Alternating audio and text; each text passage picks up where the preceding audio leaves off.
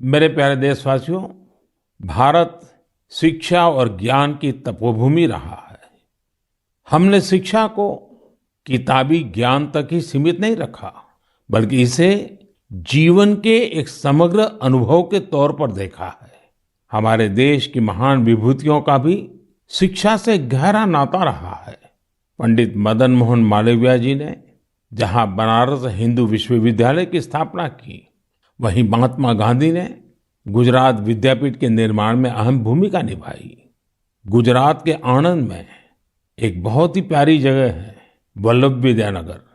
सरदार पटेल के आग्रह पर उनके दो सहयोगियों भाई काका और भीखा भाई ने वहां युवाओं के लिए शिक्षा केंद्रों की स्थापना की।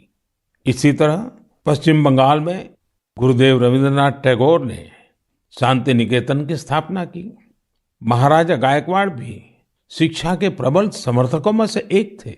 उन्होंने कई शिक्षण संस्थानों का निर्माण करवाया और डॉक्टर अंबेडकर और श्री अरबिंदो समेत अनेक विभूतियों को उच्च शिक्षा के लिए प्रेरित किया। ऐसे ही महानुभावों की सूची में एक नाम राजा महेंद्र प्रताप सिंह जी का भी है। राजा महेंद्र प्रताप सिंह जी ने एक टेक्निकल स्कूल की स्थापना के लिए अपना घर ही सौंप दिया था। उन्होंने अलीगढ़ और मथुरा में शिक्षा केंद्रों के निर्माण के लिए खूब आर्थिक मदद की। कुछ समय पहले मुझे अलीगढ़ में उनके नाम पर एक यूनिवर्सिटी की आधारशिला रखने का भी सौभाग्य प्राप्त हुआ। मुझे खुशी है कि शिक्षा के प्रकाश को जन जन तक पहुंचाने की वही जीवंत भावना भारत में आज भी कायम है। क्या आप जानते हैं कि इस भावना की सबसे सुंदर बात क्या है?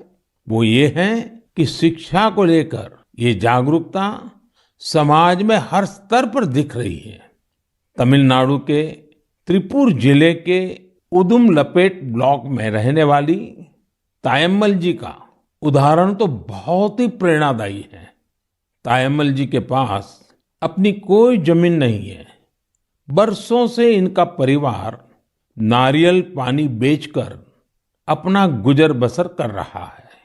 आर्थिक स्थिति भले अच्छी ना हो, लेकिन तायम्मल जी ने अपने बेटे बेटी को पढ़ाने में कोई कसर बाकी नहीं छोड़ी थी। उनके बच्चे Chinnaveerampatti panchayat union middle school में पढ़ते थे। ऐसे ही एक दिन स्कूल में अभिभावकों के साथ मीटिंग में ये बात उठी कि कक्षाओं और स्कूल की स्थिति को सुधारा जाए, स्कूल इंफ्रास्ट्रक्चर को ठीक किया जाए। तायम्मल जी भी उस मीटिंग में थी। उन्होंने सब कुछ सुना। इसी बैठक में फिर चर्चा इन कामों के लिए पैसे की कमी पर आकर टिक गई। इसके बाद तायम्मल जी ने जो किया, उसकी कल्पना कोई नहीं कर सकता था।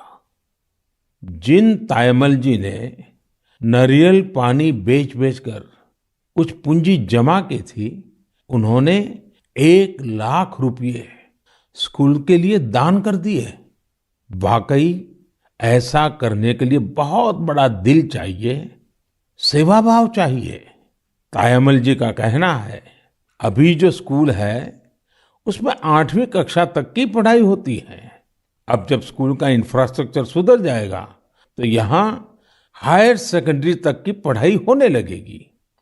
हमारे देश में शिक्षा को लेकर यह वही भावना है जिसकी मैं चर्चा कर रहा था। मुझे आईआईटी बीएचयू के एक एल्यूमिनस के इस तरह के दान के बारे में भी पता चला है।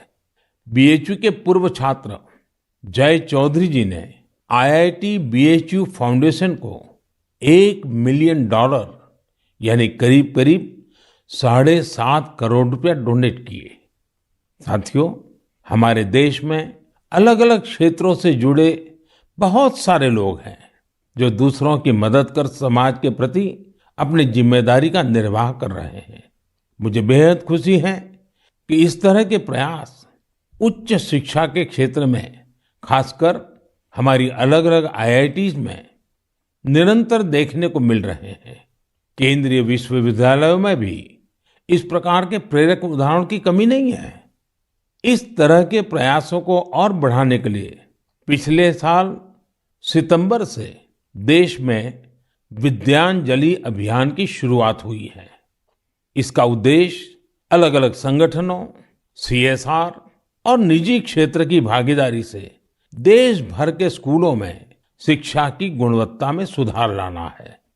विद्यांजलि सामुदायिक भागीदारी और ओनरशिप की भावना को आगे बढ़ा रही है।